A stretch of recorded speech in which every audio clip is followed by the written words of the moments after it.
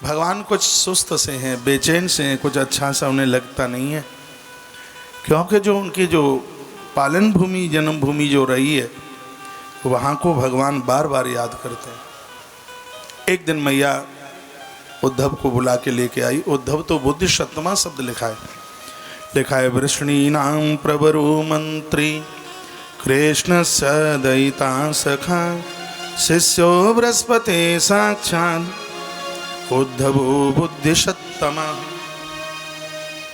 भगवान श्री कृष्ण के मित्र हैं और ये बृहस्पति के शिष्य हैं, बहुत बुद्धिमान है और ये जगत प्रसिद्ध कथा है।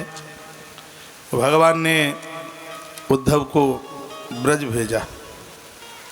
एक बार मेरी माता से मिलकर के, गोपांगनाएं, इनसे आप मिलकर के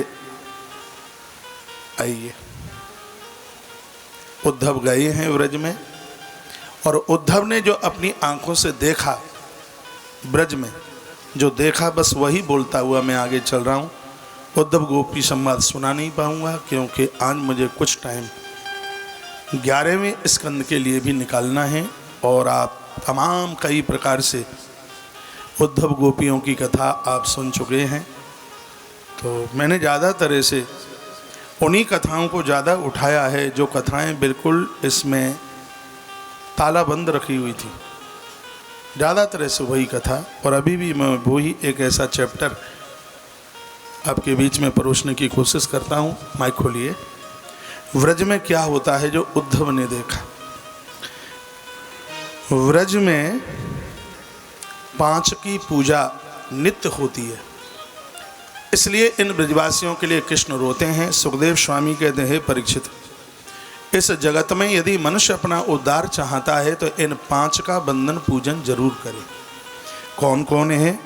अग्निर्काति अथिगो विप्राह पितृ देवार्चनान्वतई धूप दीपेशमाल्य शै गोपाबासई मनोरमम।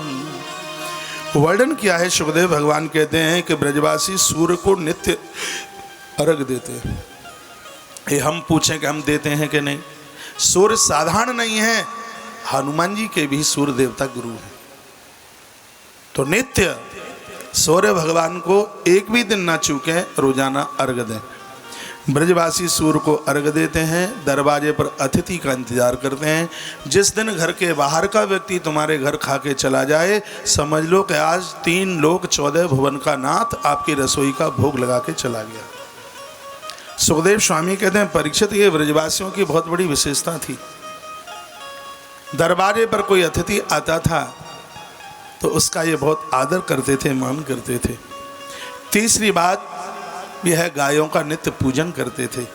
चौथी बात, इनके घरों में नित्य ब्राह्मणों का आगमन होता था। और 5वीं बात, इनके यहाँ देवताओं का नित्य पूजन होता था। जिनके जीवन में परीक्षित 5 चीजें होंगी, उस जीव के लिए ईश्वर ऐसे रो पड़ेगा जैसे ब्रजवासियों के लिए भगवान श्री कृष्ण हर समय रोते रहे। यह श्रीमद् भागवत के 10वें स्कंद के अध्याय नंबर 46 का श्लोक नंबर 12 नंबर का है, जिसमें सुखदेव भगवान अपनी बात कहते हैं। अग्नि अर्क अग्नियः अर्काति गो विप्रः पितृदेवार्चनान्वतई धूप दीपश्माल्यहि गोपावासी मनोरमम। ब्रजवासी सूर्य, अतिथि, गौ, ब्राह्मण और देवता इनके परम भक्त हैं। ब्रजवासियों की पहचान है कि उपला जलाकर, आग जलाकर उसमें भगवान को भोग डालते हैं। ये तो जब से आलस्य और प्रमाद आया है तब से थाली देवताओं को दिखाना शुरू कर दिया है, नहीं तो जितना भी हमारे ग्रंथों में भगवान का भोग लगाने का जो बताया गया है, अग्नि जलाकर, उपला जलाकर, उस पर घी डालकर, उसके ऊपर फिर 5 आहुति डालने की बात कही। अग्नि मिलती नहीं है, आजकल तो गांवों में भी खूब सिलेंडर ही चलता है। नहीं तो भोग लगाने का तो मायना तो यही है, उपला जलाया जाए, कंडा, उस पर थोड़ा घी डाला जाए, फिर रसोई का 5 ग्रास उसके ऊपर डाला जाए। 5 ग्रास 5 ग्रास डालने से पंच यज्ञ पूरे हो जाते हैं। इसमें 1 ग्रास देवताओं के लिए होता है, इसमें 1 ग्रास अतिथि के लिए होता है। एक ग्रास इसमें पितरों के लिए होता है, एक ग्रास इसमें कागा, चींटी, इस बलि के लिए, स्वान इत्यादि इसके लिए होता है, और इसमें एक ग्रास है गौ माता के लिए होता है। 5 ग्रास पंचयज्ञ का रूप धारण कर लेते हैं। तो ये ऐसी अद्भुत बातें हैं जो भगवान सुखदेव मुनि के मुख से निकली हैं, आनंद देने वाली हैं। उद्धव जी ऐसे श्री ब्रज में आए, और इसमें तो लिखा है कि उद्धव 1 वर्ष तक यहाँ रहे। 1 महीना नहीं, 1 वर्ष वर्णन है। 1 वर्ष तक उद्धव यहाँ रहे। श्री उद्धव जी ने सब कुछ बहुत बारीकी से देखा। अपि स्मृत न कृष्ण मातरम स्वेदय सखीन, जो कृष्ण के लिए जो इतने रुदन में थे, जो सब इतना रो रहे थे, वो सब श्री उद्धव जी ने सब अपनी आंखों से देखा। पता नहीं, कथा में कहा जाता है कि ऐसी मोंगरी मारी पीठ पर जो उद्धव की गुदड़ियाँ निकल गईं, ज्ञान की गुदड़ियाँ निकल गईं, पता नहीं क्या क्या निकल गया। भागवत में तो ये सब कुछ दिखता नहीं है, पता नहीं कहाँ लिखा है। जहाँ लिखा हो गुदड़ियाँ कहाँ निकली पता नहीं। माइक खोलिए भाई, बोलिए बांके बिहारी लाल की जय हो, श्री हनुमान जी महाराज की जय हो, आज के आनंद की जय हो। उद्धव जब चले हैं तब उद्धव ने एक बात कही, इसमें भ्रमर गीत भी है, बहुत कुछ है। मैंने पहले ही बोल दिया है कि मैं तो बस इस प्रसंग को छू के जा रहा हूँ, क्योंकि इस प्रसंग में यदि मैं प्रवेश करूँ तो कम से कम 1.5 घंटा लगेगा। भ्रमर गीत है, इसमें 5 गीत हैं भागवत के, उसमें से एक गीत है।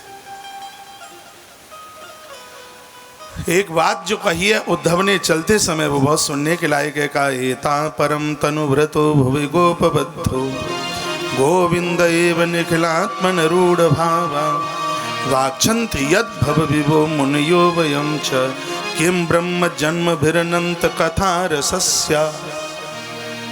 इस श्लोक का अर्थ है, उद्धव कहते हैं कि इस धरती पर सिर्फ गोपियों का ही शरीर धारण करना सार्थक हुआ है।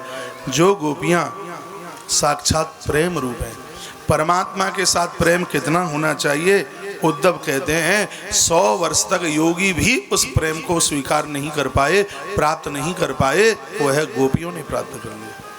परमात्मा के साथ प्रेम कितना होना चाहिए, ये गोपियों से सीखें। ईश्वर के साथ प्रेम वही कर पाएगा जिसके अंदर भोग वृत्ति, वासना वृत्ति नहीं होगी। गोपियों के अंदर, लोग कहते हैं कि काम से गोपियों ने भगवान को प्राप्त किया। लोग काम को वासना समझते हैं। सुखदेव भगवान ने स्वयं कहा है, परीक्षित, काम का अर्थ भोग नहीं है, काम का अर्थ प्रेम है। ईश्वर के साथ प्रेम कितना हो, यह कोई गोपियों से पूछ ले।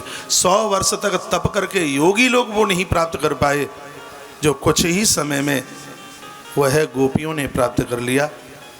यह उद्धव ने अपनी आंखों से देखा, और उस प्रेम को देख करके उद्धव बिलक करके रो पड़े।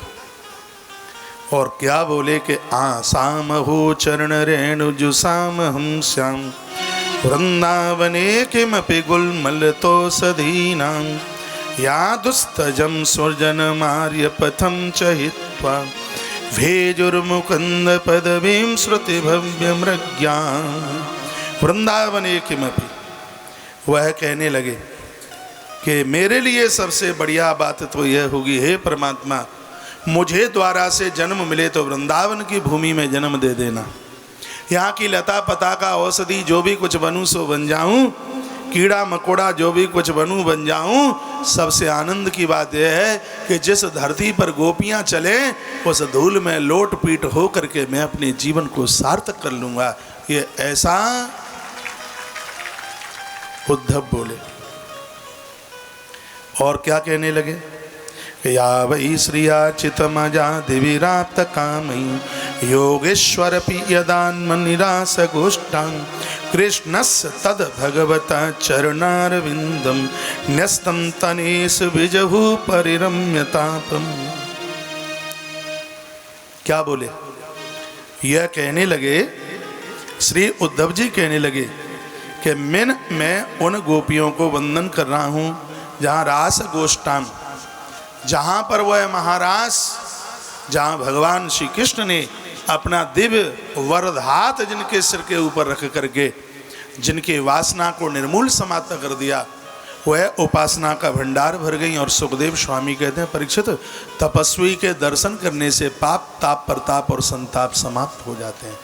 गोपियों का दर्शन करने मात्र से इतनी विनम्रता, इतनी सरलता उद्धव में आ गई, परीक्षित, शब्दों में जिसको बयानित नहीं किया जा सकता। इसलिए भले आदमी को चाहिए कि वो भजनानंदियों का, ईश्वर से स्नेह करने वालों का नित्य वह उनका दर्शन करे, उनका चरण छू करके आशीर्वाद ले।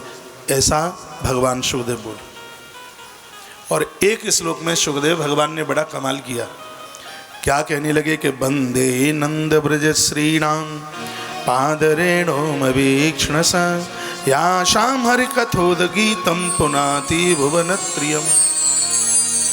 क्या कहे? वो कहने लगे, वंदे नंद ब्रज श्रीणाम पादरेणोम वीक्षण स यासाम हरि कथोद गीतम पुनाति भुवनत्रियम। उद्धव कहने लगे, नंद बाबा के ब्रज में रहने वाली मैं उन गोपियों के चरण को प्रणाम करता हूँ कि जो भी व्यासपीठों से जो भी इनकी कथाओं को कहेगा तो 14 भुवन अपने आप में पावन हो जाएंगे, मंगलमय हो जाएंगे। यासाम हरे कथोद गीतम पुनाति भुवनत्रियम। तीनों लोक और 14 भुवन पावन हो जाएंगे गोपियों की कथा का वखान करने से। ऐसा उद्धव बोले। कहा, उन लोगों के बहुत पुण्य होंगे जिनकी जिह्वा से इन पवित्र गोपियों का नाम निकलेगा। गोपियों के चरणों में वंदन प्रणाम करते हुए श्रीमान जी मथुरा पहुंच गए। पूरी बात बताई। उद्धव पुनरागच्छन् मथुरां कृष्ण पालितां। जहाँ भगवान श्री कृष्ण इंतजार कर रहे थे, प्रतीक्षा कर रहे थे, वहाँ पर उद्धव का पहुँचना हुआ और उद्धव ने पूरी बात बताई। भगवान श्री कृष्ण फुप फुप करके रोए। उद्धव ने तो यहाँ तक कह दिया कि आपकी जरूरत मथुरा को नहीं है, आपकी आवश्यकता श्री ब्रजमंडल को है।